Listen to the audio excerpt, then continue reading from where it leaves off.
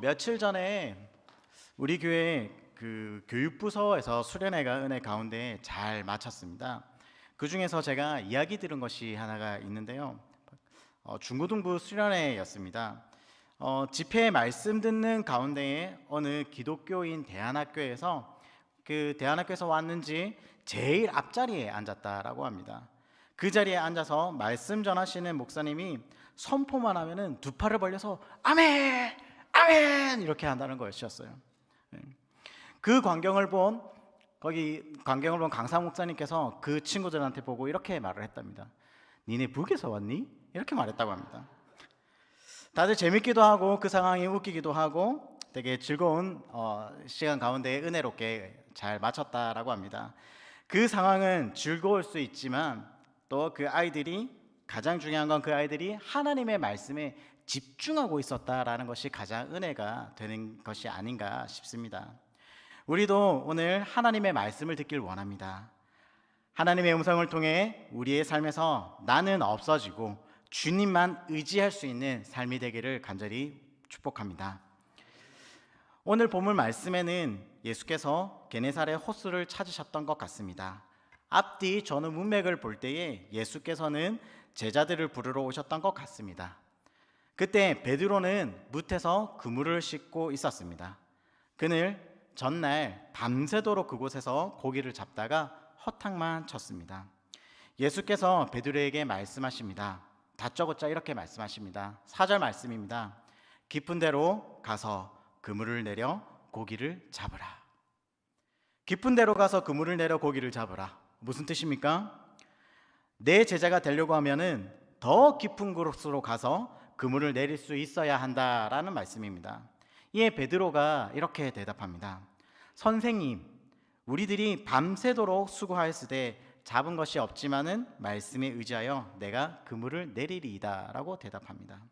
베드로는 그 말씀대로 행합니다. 그리하여 고기가 배에 가득하게 되었습니다.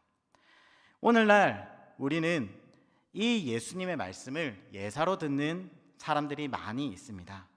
깊은 데로 가서 그물을 내려 고기를 잡으라. 근데 이 말씀을 거부하는 인생들이 있다라는 것입니다. 왜냐하면 지금 내가 있는 이 자리, 그 자리에 우리가 안주하려고 한다기 때문이죠. 주님, 이대로가 좋습니다. 주님, 내 잔이 지금 넘칩니다. 자기의 생각, 자기의 힘, 자기의 경험, 능력을 믿어서 그냥 이렇게 그대로 살겠다라고 하는 것입니다.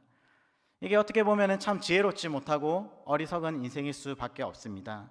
왜냐하면 신앙이 성숙하지 못한 사람은 지금의 그 어떤 고난을 다가오면은 그 고난을 쉽게 이기지 못합니다. 견디지 못합니다. 하지만 성숙한 자는 그 고난, 그 어려움을 이겨낸 그 이후를 볼 줄 안다라는 것입니다. 베드로는 왜 지난 밤, 왜 그렇게 헛수고만 했을까요? 경험 부족이었을까요? 파도가 많이 쳐서 그랬을까요? 그물에 구멍이 났을까요? 아니죠. 정확한 이유는 모르지만 한 가지 분명한 것은 우리는 알 수 있습니다. 그것은 베드로가 그 그물을 깊은 데에 던지지 않았다라는 것입니다. 베드로와 그의 친구들 그리고 그의 동업자였던 야고보와 요한, 그들이 우리들이다라고 생각해 보길 바랍니다. 우리는 더 이상 깊은 곳으로 가려고도 또 그곳에 그물을 내리려고도 하지 않는, 우리는 어떻게 보면 얄팍한 인생을 살고 있진 않는가 한번 생각해 보게 됩니다. 이런 얄팍한 믿음으로 모든 것을 체념한 채 그물을 씻는 예수께서 베드로에게 말하라고 있습니다. 깊은 데로 가서 그물을 내려 고기를 잡으라. 이것이 우리에게 하시는 말씀입니다. 너 지금 뭘 하고 있니?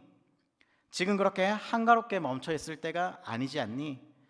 지금은 더 깊은 데로 가야 할 때가 아니니? 그곳으로 가서 잡아야 할 고기를 지금 잡아야 하지 않니? 지금 우리가 해야 할 일, 네가 해야 될 일을 중단하지 말라는 말씀입니다. 지금 가야 할 곳이 그 아무리 깊은 곳이라 할지라도 예수님께서는 가라 라고 말씀하고 있습니다. 그리고 그물을 내리라 라고 하십니다. 그러면 고기가 잡힌다. 그리고 너의 뜻을 이룰 수 있다 라고 말씀하고 계십니다. 구약 성경에 보면은 물 깊은 곳으로 내려갔던 사람들이 있습니다. 그 처음이 홍해를 건넜던 모세입니다. 430년간 종살이를 하였던 이스라엘 백성, 그들을 해방시키고자 탈출을 하게 되죠. 해방의 기쁨, 자유의 기쁨을 찾아서 출애굽을 합니다. 모세나 이스라엘 백성들, 그리고 애굽 땅을 벗어나는 그 순간, 그 감격은, 기쁨은 이루 말할 수가 없었을 것입니다. 그런데 그것은 잠시였죠. 그들 앞에는 홍해가 막고 있었습니다. 그 뒤에는 바로의 군대가 추격해 오고 있습니다. 앞에는 물이고 뒤에는 군인이고 진퇴양난을 겪고 있습니다. 그러자 이스라엘은 원망합니다. 그때 하나님께서 말씀하십니다. 출애굽기 14장 16절의 말씀인데요, 제가 붙들어 읽겠습니다. 지팡이를 들고 손을 바다 위로 내밀어 그것이 갈라지게 하라. 이스라엘 자손이 바다 가운데서 마른 땅으로 행하리라 라고 하나님께서는 말씀해 주셨습니다. 역시 우리의 하나님이십니다. 홍해를 가르고 그 깊은 곳을 지나게 하십니다. 그렇게 함으로써 그들로 더 큰 믿음, 더 큰 신앙을 갖도록 하셨다라는 것입니다. 하나님의 백성이 되고자 한다면은 그 인생 여중에 이처럼 깊은 곳을 지나는 그런 경험이 있어야 한다라는 것이죠. 하나님의 인도하심, 그리고 하나님의 가르침이 있어야 된다라는 것입니다. 나 여호와 하나님은 약속을 지키는 하나님이다. 너희는 이것을 믿어 늘 용기를 잃지 말라라고 우리에게 늘 말씀해 주고 있습니다. 그리고 그 이스라엘을 훈련시키고 격려하시는 하나님이심을 확신케 되는 정말 산 체험이 있었던, 깊은 곳으로 갔던 체험이었다라는 것입니다. 여러분 모두에게 성경 구절 하나를 제가 권면하고 싶습니다. 바로 고린도전서 15장 58절의 말씀인데요, 제가 받들어 읽겠습니다. 그러므로 형제들아, 경고하여 흔들리지 말며 항상 주의 일에 더욱 힘쓰는 자들이 되라. 이는 너희 수고가 주 안에서 헛되지 않는 줄 알미라. 아멘. 아멘. 중단하는 사람은 성공할 수가 없습니다. 그렇죠? 주님을 향한 그 신령한 생활을 중단해서는 안 된다라는 것입니다. 우리가 하는 기도 생활, 그리고 말씀을 사모하고 찬송하며 감사하는 생활 중단하지 마시길 바랍니다. 봉사와 헌신 중단하지 마시길 바랍니다.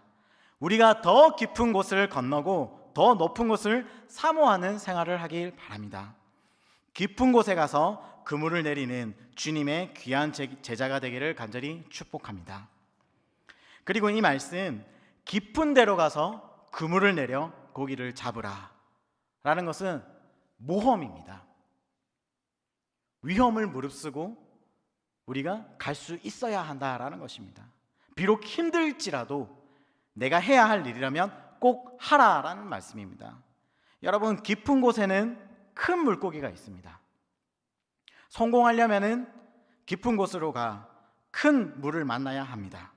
하지만 이 깊은 곳, 그곳은 위험이 뒤따릅니다. 그렇기 때문에 우리는 그 위험을 피하려고만 합니다. 현실에 머물러고자 합니다. 그래서 우리는 아니라는 선택을 합니다. 이 세상은 도전과 응전의 역사입니다. 도전 없는 곳에 응전이 있을 수가 없습니다. 그래서 이런 싸움 없이는 발전하지 못한다라는 것이죠. 도전을 통해서 응전함으로 그 장애를 뛰어넘고 목적을 달성하는 것 아니겠습니까? 깊은 데로 가서 그물을 내려 고기를 잡으라. 예수께서는 무엇보다도 먼저 우리더러 깊은 곳으로 가라고 말씀하십니다. 그곳이 비록 위험할지라도 가야 할 곳이라면 가라고 말씀하십니다.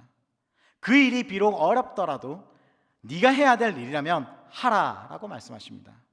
당신의 진정한 제자가 되고자 한다면 그 위험도 감수하라고 하십니다. 우리에게 더욱더 격려해주는 말씀입니다. 여러분, 구약 성경에 또 다른 깊은 물 건너는 이야기가 또 있습니다. 바로 야곱이 야복강을 건너는 말입니다. 야복강을 건너 저편은 에돔 땅입니다. 거기에는 야곱에게 원한을 품은 복수를 하고자 하는 그의 형, 힘센 형 에서가 있습니다. 야곱은 형 에서의 배고픔을 이용해서 장자권을 빼앗죠. 그 형을 속이고 아버지 이삭으로부터 축복마저도 빼앗습니다. 그리고는 삼촌 라반의 집으로 도망을 갑니다. 거기서 재산도 모으고 가정도 이루었습니다. 하지만 그 야곱이 마음이 편했을까요? 아니겠죠. 하루도 편하지 않았을 겁니다. 자기 형 에서가 언제나 마음에 걸렸기 때문이죠. 그리고 고향을 떠나 있었기 때문이죠. 결국 다시 그 강을 건너야만 했습니다. 형을 만나 용서를 구하려고 또 화해하려고 갔습니다. 고향으로 가야만 했습니다. 형제간에 그 쌓인 원한, 그 장벽을 넘어서 인간으로서의 마땅한 일이 남아 있었다라는 것이죠. 그 앞에 야복강이 있었습니다. 그것을 건너야만 했습니다. 화해를 위한 모험이었다라는 것이죠. 예수님과 베드로의 만남, 여기에는 아주 어울리지 않는 구석이 있습니다. 목수와 어부의 만남 아닙니까? 그런데 목수가 이야기합니다. 깊은 데로 가서 그물을 내려 고기를 잡으라. 이것에는 순종하지 못할 조건이 있습니다. 여러분 혹시 연목구어라는 말을 알고 있는지요? 나무에 올라 물고기를 구한다라는 뜻입니다. 목적과 수단이 맞지 않아서 불가능한 일을 굳이 하려고 한다라는 뜻입니다. 되지도 않는 일을 억지로 하는 그 어리석음을 빗댄 말이 바로 연목구어라는 뜻입니다. 베드로와 예수님의 그 만남, 예수께서 베드로에게 한 말, 목수가 어부에게 하는 말, 이것이 바로 연목구어였다라는 것입니다.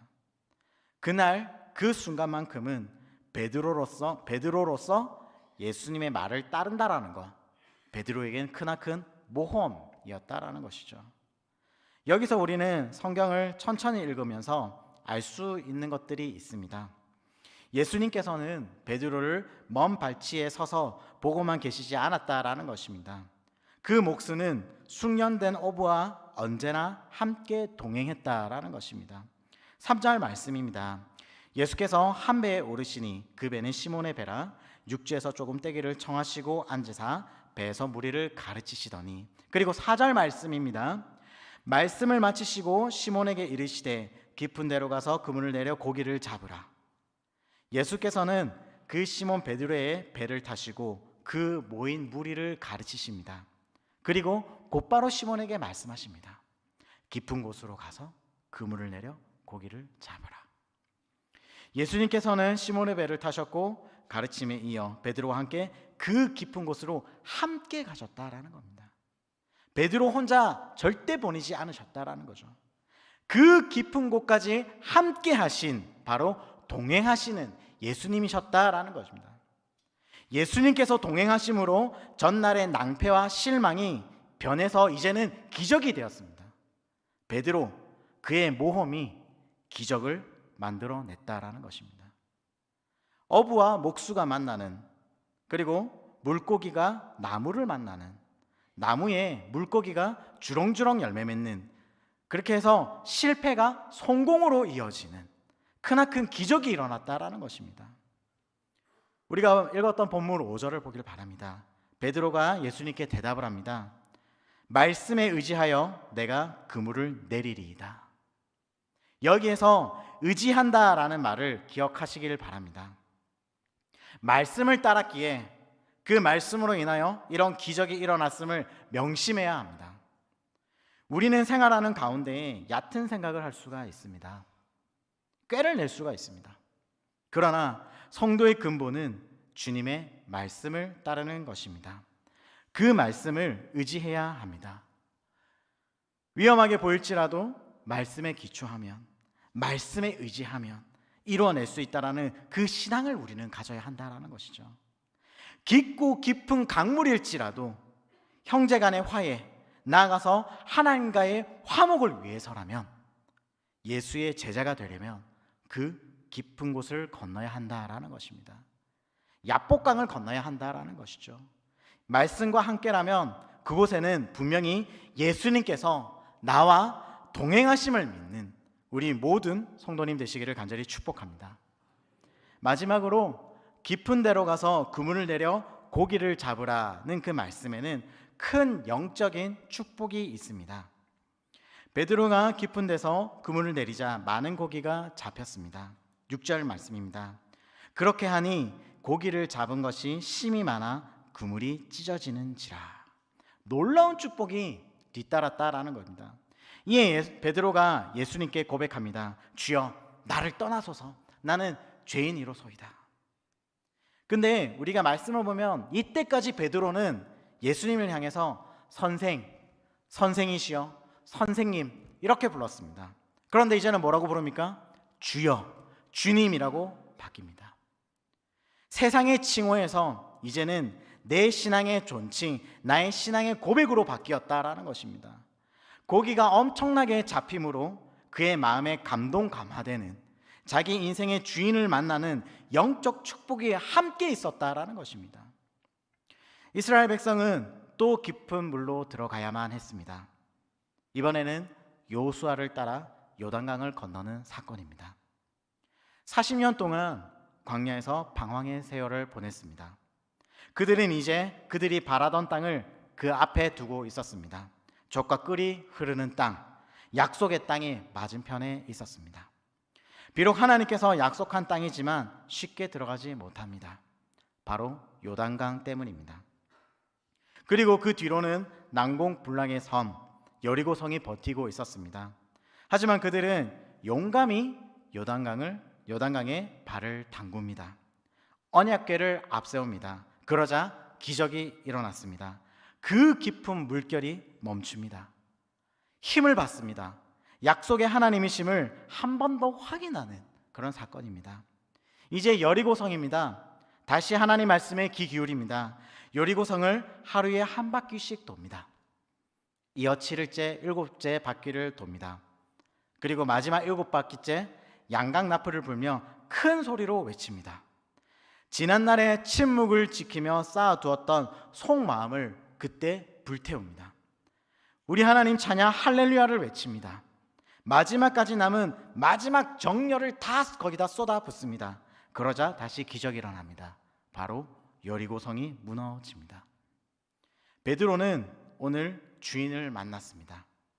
위대한 힘, 넘쳐나는 사랑, 깊은 곳을 뒤집어 엎어버리는 능력의 인물을 만났습니다. 그리고 이제는 제 자신을 보게 됩니다. 주님을 봅니다. 메시아, 내 인생의 주님을 봅니다. 좌절과 실의 그리고 실망, 절망을 딛고 더욱 깊은 곳으로 내려가게 하시는 능력의 주님을 만나게 됩니다. 우리도 주님을 만나기를 원합니다. 그래서 우리도 이런 고백을 하길 원합니다. 주님, 나는 죄인입니다. 나의 지난날의 안일함을 고백하길 원합니다. 그래서 우리도 깊은 곳으로 가기를 원합니다. 많은 고기를 잡기를 원합니다.